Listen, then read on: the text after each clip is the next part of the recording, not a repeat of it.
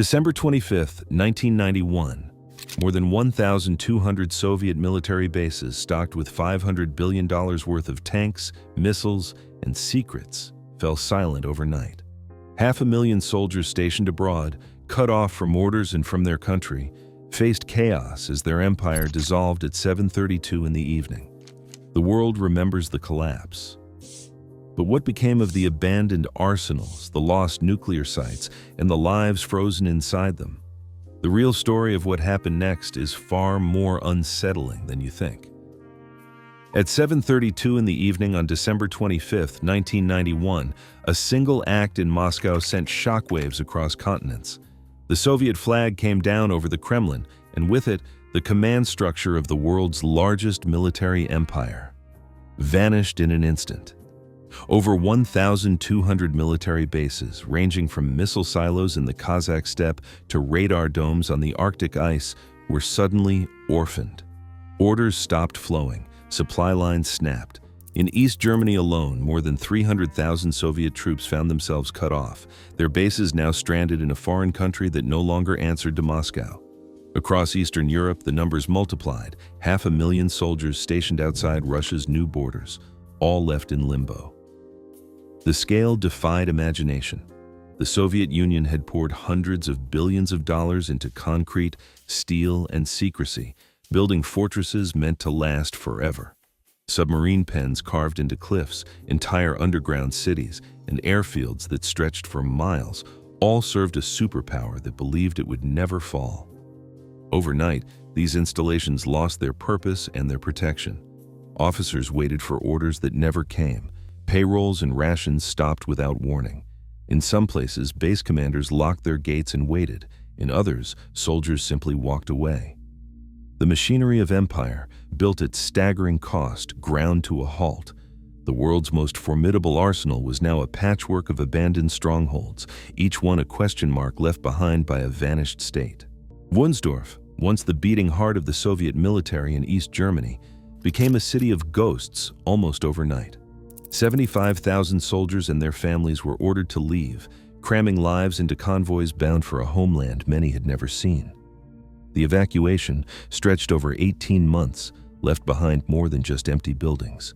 5,000 tanks, 10,000 trucks, and a maze of underground command bunkers sat abandoned. In the rush, officers tore out anything portable, copper wiring, radios, even doorknobs, while children's drawings still hung on peeling wallpaper. Apartment blocks stood frozen, with family photos and toys scattered on dusty floors.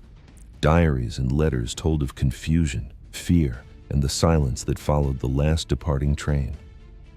The scale was staggering. 338,000 troops in East Germany alone, each with their own story of sudden exile.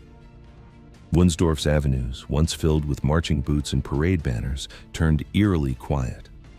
The infrastructure of empire, built to withstand any enemy, proved helpless against the collapse of the state itself. In the final days, transport shortages meant some families waited weeks for trains that never came. Others abandoned their belongings, leaving traces of ordinary life in a place that no longer belonged to them. Archival audio from Major Alexei Volkov, recorded in 1993, captures the heartbreak. "We were told we'd be heroes forever. We're beggars now." His words echo through the empty barracks, a reminder that the end of the Soviet military machine was not just a matter of lost equipment, but of shattered lives and dreams left behind in the ruins. At Semipalatinsk, the ground remembers everything. Between 1949 and 1989, Soviet scientists detonated 456 nuclear devices here, turning the Kazakh steppe into the most bombed landscape on Earth. The explosions were meant to prove the power of an empire, but the fallout settled on villages and pastures for generations. More than 200,000 people lived within reach of the radioactive cloud. Children developed strange illnesses. Cancers appeared in clusters, far above what doctors expected. Clinics in Semey and Kurchatov filled with patients whose symptoms traced back to days when the sky flashed white and the windows rattled.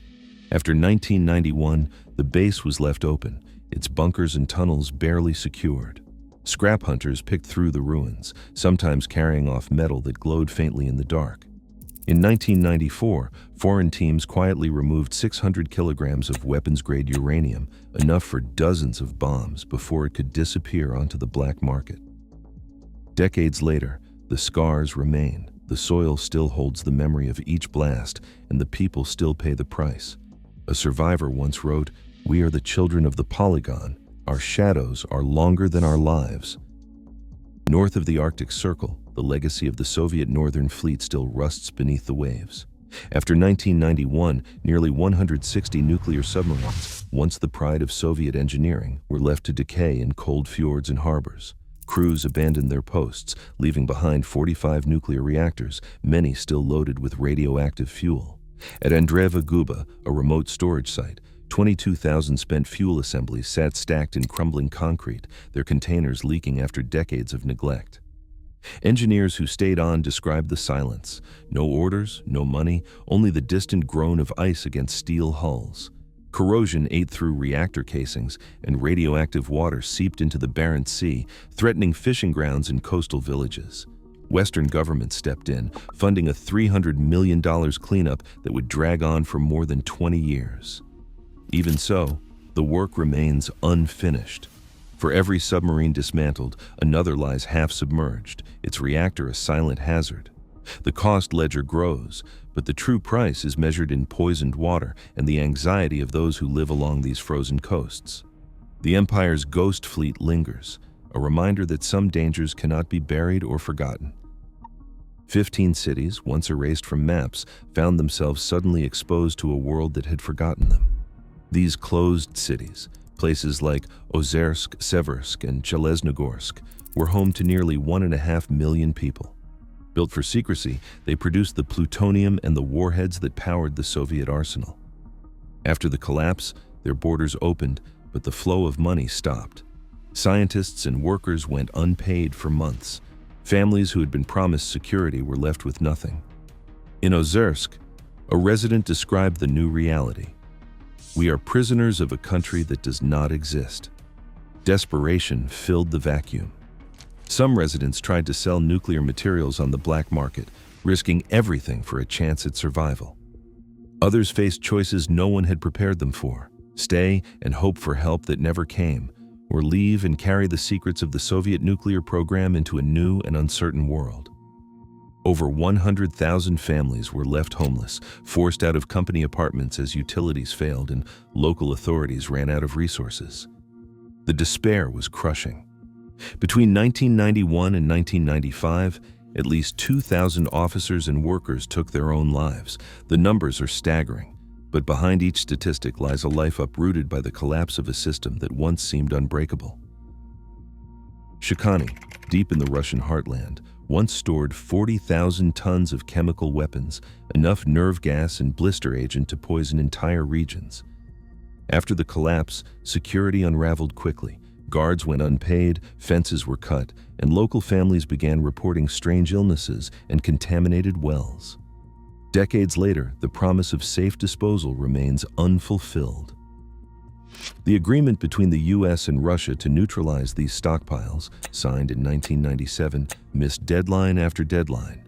The last canisters, once scheduled for destruction by 2007, now wait for a new promise. The finish line pushed back to 2023 and beyond. Vozdrozhdeniya Island sits marooned in the shrinking Aral Sea, its abandoned lab still tainted by anthrax spores. The Soviets once tested biological weapons here, then simply walked away. No warning signs, no cleanup.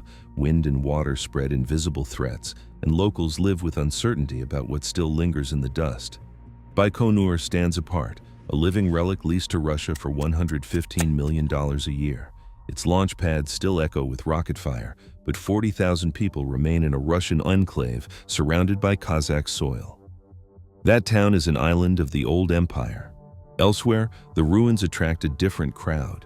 Korosta's old prison in Latvia now draws 300,000 tourists each year, eager to walk the corridors where Soviet power once ruled. Historian Serhiy Plokhy calls these sites tombstones of an empire. The toxins, the memories, and the unanswered questions remain, scattered across a continent, waiting for someone to reckon with their legacy. Across Eurasia, hundreds of toxic, derelict bases still leak secrets and poisons into soil, water, and lives. Their legacy is not just history, it is present-day cancer rates, ghost towns, and unresolved danger. The ruins warn. Every empire leaves a footprint, but some never stop contaminating the future. What footprint will we leave?